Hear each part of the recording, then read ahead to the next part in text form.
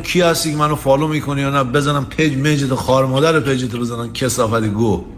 سلام و صد سلام بینندگان نبض و حاشیه. قبل از هر چیزی به کامنت یکی از دوستان می‌پردازیم. یکی از دوستان زیر یکی از ویدیو ما نوشته بود کوسی شعر.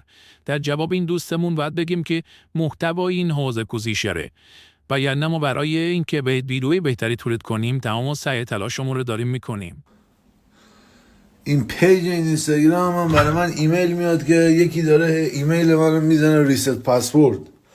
آقای کسکش، ما دیگه الان با دیگه هکری در ایران نیست دیگه، من نشناسم دیگه با همه رفیق شدیم دورا دور. ولش کن، این دیگه احتمالاً هکر نیست، این یعنی 4 تا کسخل پسخلن. چیکار داری بچه؟ بشین سر جات دیگه کنکش. نظم پسورد مسمورد باز میزنی کیر خر درست میکنی. با داریم ما زندگی میکنیم با مردم بابا. چند روز پیش پیج آیسان اسلامی به طور غیر منتظره‌ای از دسترس خارج شد و همه به این گمان افتادن که پشت این ماجرا سیمین پورمهره. موج پیام‌ها به سمت سیمین روانه شد، اما با انتشار یک استوری در پاسخ سیمین گفت این کار من نبوده. چند ساعت بعد پیج آیسان دوباره برگشت و این هم واکنش و ماجرا مرموز ناپدید شدن بیرش بود. اتفاقی که برای لحظاتی همه رو حیرت زده کرد. سلام جیگرطلاهای من، میگم امروز صبح حاجی تنیس بود، من 1 ساعت کاردیو زدم، بعد که اینستاگرامم پرابلم خورد، مشکل خورد، به زندگیم ادامه دادم دیگه. با اینکه میگم من اینستاگرامو هنوز که بیزینسمو شروع نکردم باشه، یعنی بیزینس خودمو منظورمه، یعنی پس هنوز الان جنبه رفاقت با شما رو داره. یعنی میتونست خیلی من امروز ناراحت باشم و وای امروز ماشینا حاضر بود میخواستم ماشینا رو شما ببینین، ولی چیکار کردم؟ ورزشمو که کردم اومدم 6 کیلومتر هم راه رفتم دیگه، استوری نداشتم اینستاگرام دیگه.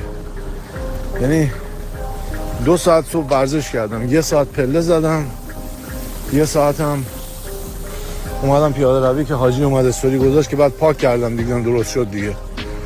منظور میگم، یعنی میگم 10 ساعت پیش ساعت 7 صبح اینجا حال گوزیدن آدم نداره، ولی داداش نیومدم آی خونه بشینم و وای چی شد و چی نشد. میگم بعد داداش من معتاد رفقام، نه معتاد اینستاگرام. یعنی شما توی اگه روزنامه هم بودیم، من مثلا تو روزنامه بودم هر روز، یا مثل حاجی تو مقوا کارتون یخچال حاجی جون من. خب ولی داداش به کار ادامه باید بدی، کاری که ادامه بدی رو روال باشی همه چی درست میشه. میگم 10 ساعت پیش اینجا مثل برج زهرمال الان سرحال، این خاطر بگونه ما دوزیم میریم. آره این هم رو تو لاغری شک دارم دیگه.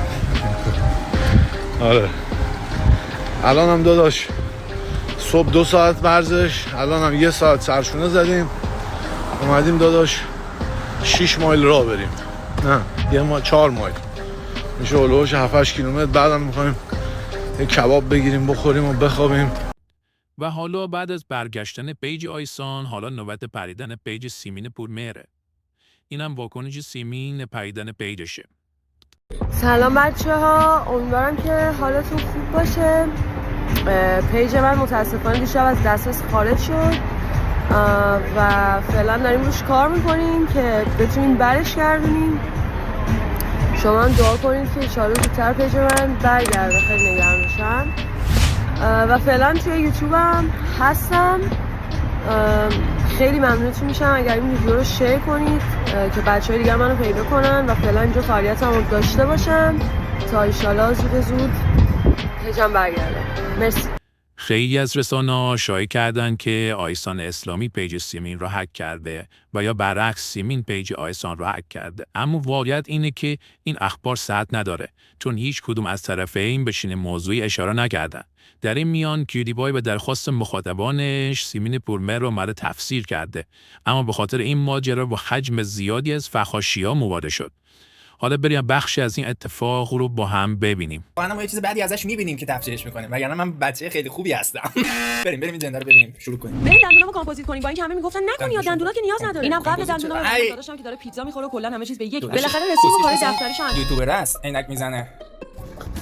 چون همینطوری اینجا بکنید تو آقای دکتر دهنش. داشت برام توضیح من میداد دکتر چند تا دهان باید پزشک نیاز شدم دارم، همینجوری هزینه چقدر میکردم میشه و تکام خلاص کارش میکردم می‌کردیم و تا دانست یا دندان تا اینجا کامپوزیت شده که شبیه خر شلک شدم نمیدونم چرا زمان مسئله قدیمی است که میگه که 100 درصد بخره شده میشه بس ولی دهنی کسی که کامپوزیت ولی کرده حالت من نمیشه بس حالت کامنت بهمن ها نمیشه. لامینت جلو تو آبش مرحله میگیره. آخرم رفتیم سراغ فرمدهی و پالیش نهایی و اینجا سینا رو داریم که نمیدونم چرا فقط زل میزنه تو دوربین و همش هم یه کاری می‌کنه که من نتونم آقا خب برای چی جاکش میگه؟ نگاه کن آقا واقعا یاد این